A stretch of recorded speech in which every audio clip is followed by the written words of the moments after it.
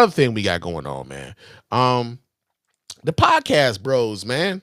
You know, I know a lot of people don't necessarily like the idea of men having, access to the podcast equipment, man. They're like, yo, man, ban male podcasts, man. These male podcasts need to shut the fuck up. We tired of hearing these men talk. These men need to do more like listening and less talking and all this other shit. And as male podcasters, man, I be like, damn, man, but some of us are kind of dope. Right? I mean, I be trying to speak for myself, and I understand, like, even my listening audience, man. I look over my analytics, man. Most of the people who listen to me are dudes. I got, like, as a matter of fact, I think it breaks down 60-30. I got about a 30% listenership when it comes to women. And most of my audience kind of skews a little bit older.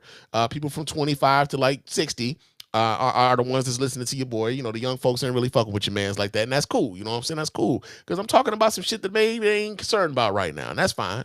Right?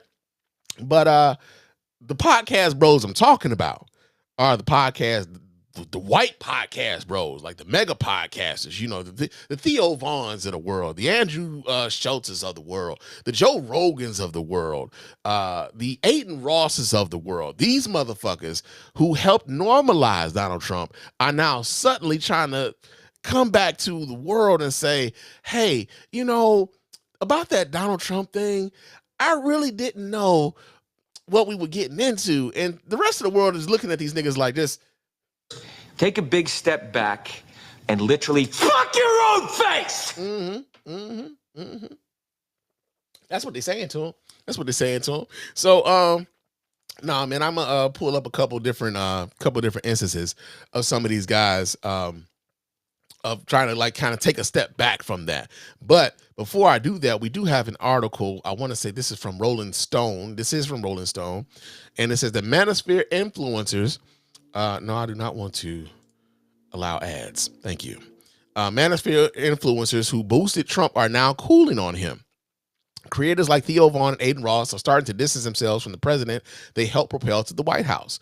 And let's see. Read a little bit from this article here. It says Manosphere podcasters didn't win Donald Trump the presidency in 2024's election cycle, but they went a long way to solidifying the president's support among large swaths of the young men who follow them. Now, 9 months into the implementation of the president's agenda, the same ultra-popular podcasters and streamers who lent their audiences to the president in 2024 are scrambling to break with his government. I really wish I never got into politics, kick streamer Aiden Ross recently told his audience.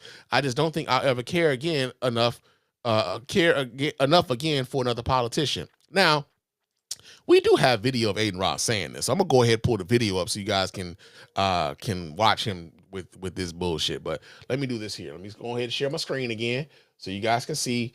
And we're gonna watch Aiden Ross talk this bullshit about him wishing he had never got in bed with Donald Trump. All right, so check this out. Obviously, it's like, I just... Let me refresh that. There we go. Someone in my team. Can I tell you guys something? Now that I look back on it, I really, really wish I never got into, like, politics. And I feel like that's a cool thing to, like, talk about, obviously. It's like, I just kind of, like, I know y'all didn't like that era at all, except for the Trump, like, stream. Obviously, at the end of the day, it was the president. This man said era.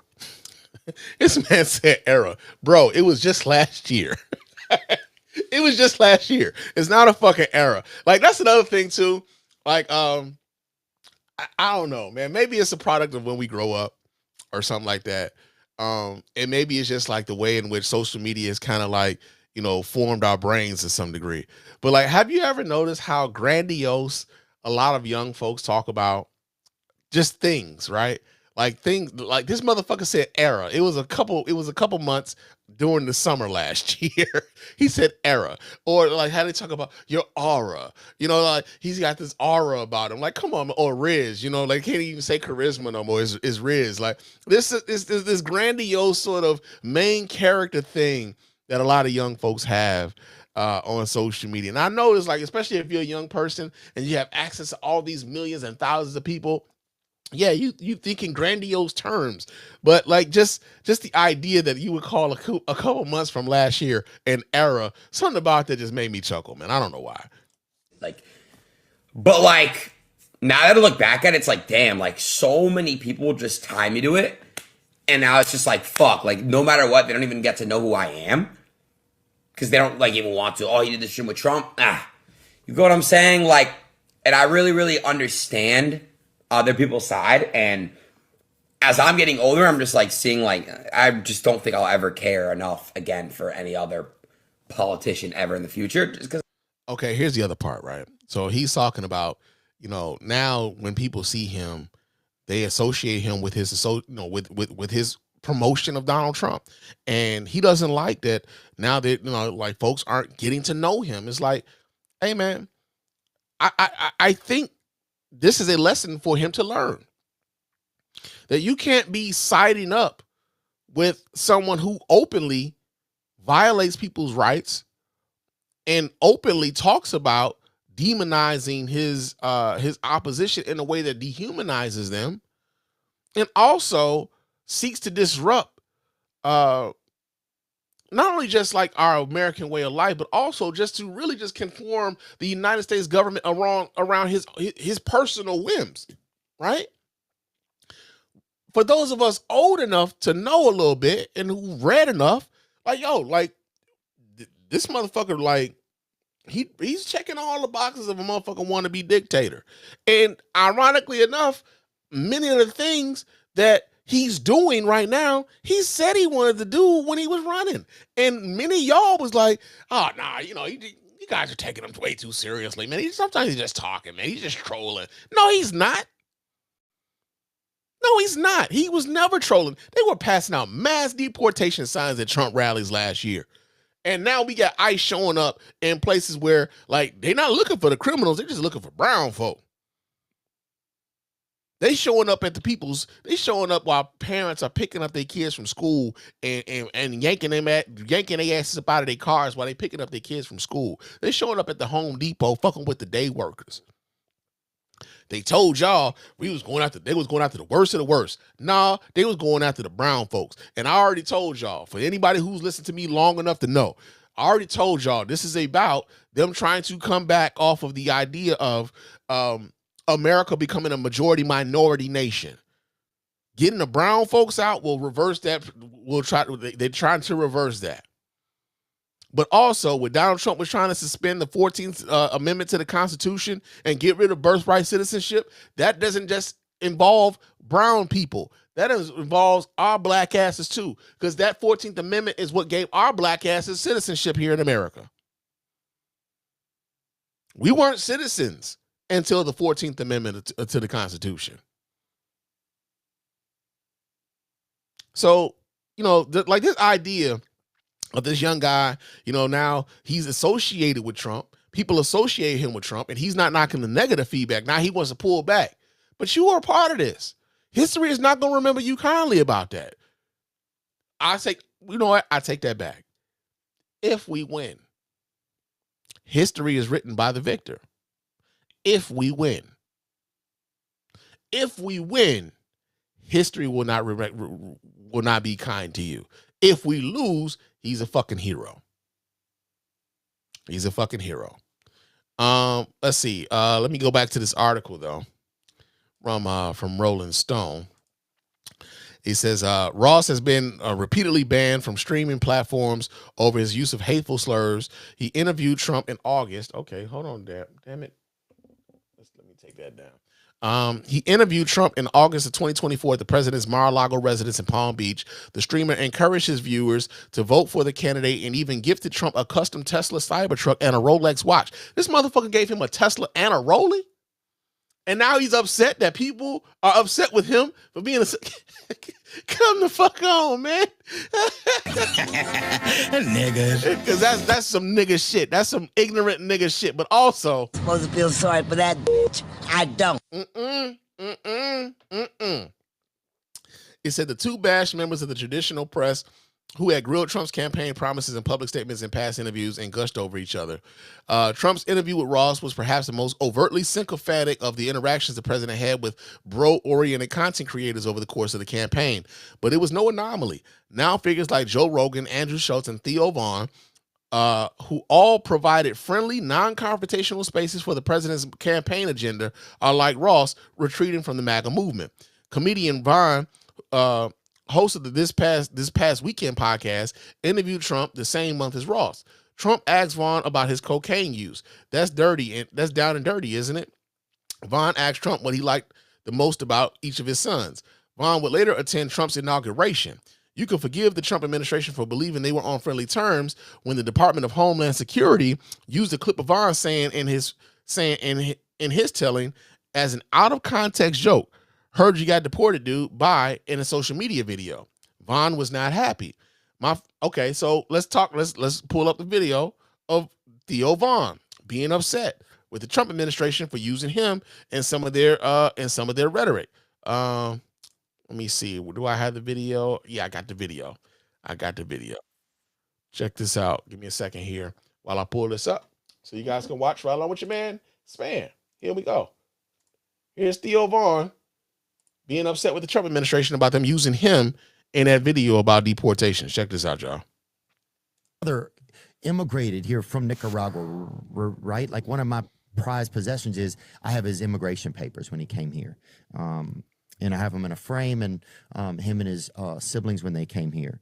And so I have tons of thoughts about it, but this was just fucked up, right? It was fucked up. My father immigrated here from Nicaragua, right? Like one of my prized possessions is I have his immigration papers when he came here. And I have him in a frame, and him and his siblings when they came here. And so I have tons of thoughts about it, but this was just fucked up, right? It was fucked up. My father. All right. Now, this is another thing that annoys a lot of us about the right and many of the people who come to have their come to Jesus moment about the right is that oftentimes they only really care when it affects them personally. Until it affects them personally, they don't really give a shit. We saw this with a lot of Trump supporters when it came to, especially Trump supporters who were government workers who ended up losing their jobs because of Doge. We saw this when it came to a lot of the farmers right now who are upset that Trump bailed out Argentina to the tune of $20 billion. And like the soybean farmers, Trump gave the Argentina $20 billion to prop up their soybean market. And China ends up, instead of buying their soybeans from America, they're buying their soybeans from Argentina. And meanwhile, the farmers here are like, what the fuck? Where are we supposed to sell our soybeans now? We saw this with Meghan McCain. I remember when Meghan McCain was on The View and she had her baby, and she had maternity leave and things of that nature. She was not a proponent of maternity leave until she had to use maternity leave to be away from the job, to take care of her child. And suddenly she became a proponent of maternity leave. It's not until it touches them that they feel like these are worthwhile programs to pursue. It's not until those programs negatively affect them that then they suddenly see the fucking light. Meanwhile, you got us over on this side like, yo, that's going to really be fucked up. That's going to really be fucked up. And then we're like, oh, you fucking bleeding heart liberal. And then suddenly they have to, they got to use these, they got to use some of these programs. Suddenly you're in a position where, like a lot of these, there was, Republican politicians who will openly tell you that they're pro-life and they're against abortion, but then they got a mistress who got fucked around and got pregnant. And guess what? Hey, we got to get rid of this baby. And they facilitate that. It is the fucking hypocrisy of it all. So yeah, Theo Vaughn, suddenly you are being used by this administration to talk to promote mass deportations and to get these people up out of here. Meanwhile, you are the son of an immigrant. Here you are giving a friendly platform to someone who talks about immigrants poorly all the time, despite the fact that his grandfather was a fucking immigrant. He's married to an immigrant, and we supposed to just like forget all of that shit. It's like the jokes write them fucking selves, man. They write themselves. Now we're gonna get back to this article from the Rolling Stone. In a social media post responding to DHS, I'm sorry, let me take that down, which was later deleted, Vaughn wrote that he didn't approve to be used in this.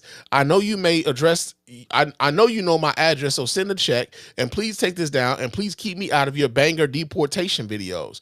The administration's authoritarian approach to immigration enforcement has become a point of contention for other content creators considered reliable MAGA liaisons just months ago. Earlier this year, Joe Rogan slammed the Trump administration's deportation of hundreds of Venezuelan men, the majority of which had no criminal record. Now remember, they told y'all they was going after the people who had the worst. They were the worst of the worst. That's not what they're doing. The majority of which had no criminal record. To the notorious CCOP prison in El Salvador for indefinite detention without due process. This is kind of crazy that this could be possible, Joe Rogan said in March. The cause is let's get the gang members out. Everybody agrees. But let's not let innocent gay hairdressers get lumped in with the gangs. Over the summer, Rogan criticized ISIS tactics and immigration raids as insane. These two things are insane, Rogan said in July. One is a target of migrant workers, not cartel members, not gang members, not drug dealers, just construction workers showing up at construction sites, raiding them, gardeners. Like, really? Let's go to the video and see Joe Rogan talking shit about the shit that ICE is doing, because we got video of this shit too. All right, so let me pull this up so you guys can watch right along with your man Spann, because of course. All right, let me do this here. Bam, bam. Let's see what Joe Rogan has to say. Looks is horrific. It looks, when you're just arresting people in front of their kids and just normal, regular people that have been here for 20 years, that everybody who has a heart can't get along with that. No. Everybody who has a heart sees that and goes, that can't be right. That can't be right. That can't be the only way to do this. Right. Because you have to think, look, yeah, we have to have a border. Yes, it should have been secure. Yes, they should make sure you know who everybody is before they get in. Yep. But when people have been here for 20 years, like, come on, man. That's crazy. Like, let's find a way. If they've been productive members of society for 20 years, no criminal record, they worked the entire time, they paid taxes, find them a pathway to citizenship. Fuck the immigration thing. Yeah, here's the thing. There was a choice in that election. One of them was talking about a pathway to citizenship for these folks, and you decided to vote against that. Not only that, not only did you decide to vote against that, you used your platform to not only platform Donald Trump and have him on your show, but then you didn't further endorse Donald Trump afterwards for president of the United States. So everything that you're saying right now rings hollow, because the alternative was someone who advocated for everything that you just said you would have wanted. Everything that you said you would have wanted. But that's not what you voted for, and that's not what you endorsed. So again, like when the people talk about they want the Manosphere podcast to go away, they want the male podcast to be banned. I understand who the fuck they talking to and who the fuck they talking about. Because it's this type of shit right here. Hell, even some of these, the intro to this show says like, hey, man, people telling y'all you need to get rid of the podcast equipment. And like, quite frankly, sometimes I agree. Because of shit like this. It could not have been more blatantly obvious to so many of us. But these podcasts, these dude bros, let's be clear, these white guys with podcast mics, who were not being directly affected by a lot of this shit. Now suddenly, public sentiment is starting to shift on this, and they don't want to be seen as a part of that. And so because public sentiment is starting to shift, now we're starting to hear the grumblings and the like, this ain't what I voted for. I wanted them to do this, that, and the other. Like, we wanted a secure border and all these other things and yada, yada, yada. And like, you could have had all of that shit. You could have voted for Kamala Harris too, but you didn't. And you advocated for this motherfucker whom you saw had been president before and whom you saw how he acted the first fucking time. And despite all of that, y'all decided, hey, let's do this again. Let's go for another round. You goofy motherfuckers, you. Right? But he's not the only one. Joe Rogan isn't the only one. Let me get back to this Rolling Stone article here. let's see. I voted for none of this. Wait, I'm sorry. I gotta scroll back up. Okay, Rogan's statement touched on a dissonance that was made explicit by comedian and flagrant podcast host Andrew Schultz, who once stated that in his 2024 vote for Trump was based on who gets the most. Hold on a second. Andrew Schultz, who once stated that his 2024 vote for Trump was based on who gets the most pussy. Think of how stupid the average person is, and then realize half of them are stupider than that. Yeah, he said that.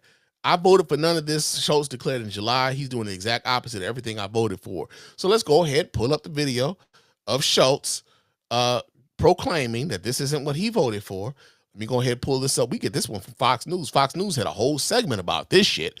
So let me pull this up so you guys can watch right along with your man Spann. I'm gonna pull this here down, and we're gonna pull up the Fox News or the Fox News version of what he said. Okay, because again, I use all of these content creators, right? I use all of the spectrum, and we getting this one from Fox News. Y'all know I ain't no fucking fan of Fox News, but let's see. Share. Add the scene. Okay. I'm not allowing no ads on Facebook. Let's go ahead and refresh that.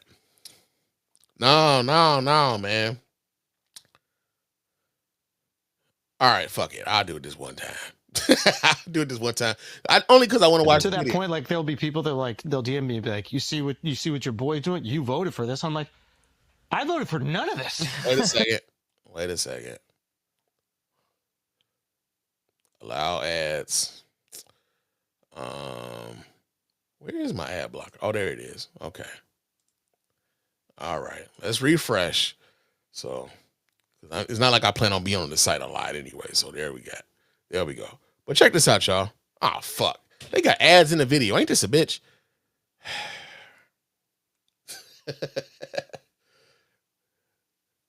We're going to wait till this bullshit ad goes away. For those of you who are watching, y'all know what it is. But for those of you who are just going to be listening to this, yeah, man, they're not getting no shine on my dime. Fuck them. I just want to be able to skip. Can I skip the ad, though? They're not going to let me skip the ad. All right. But here we go. Here's the video. Well, audio. I'm sorry. You voted for this. I'm like, to that point, like there'll be people that like they'll DM me and be like, you see what your boy's doing? You voted for this. I'm like, I voted for none of this. He's doing the exact opposite of everything I voted for. Yeah. I want him to stop the wars. He's funding them. I want him to shrink spending, reduce the budget. He's increasing it. It's like everything that he said he's going to do, except sending immigrants back. And now he's even flip-flopped on that, which I kind of like.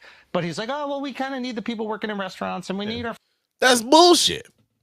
That's bullshit, though. He hasn't reversed on that. He like, again, anybody who understood reality, who understood truth, who understood what was real, you understood that the only reason that Donald Trump was running for president of the United States in 2024 was to prevent him going to jail. That was why he ran for president in 2024. It was why he announced his presidency, his presidential candidacy so early. He announced early as fuck so that anytime any sort of criminal any of the criminal investigations that were being launched into Donald Trump, he could dismiss them as being political, right? They're just trying to muddy the waters against a political opponent. This is exactly why he did what he did.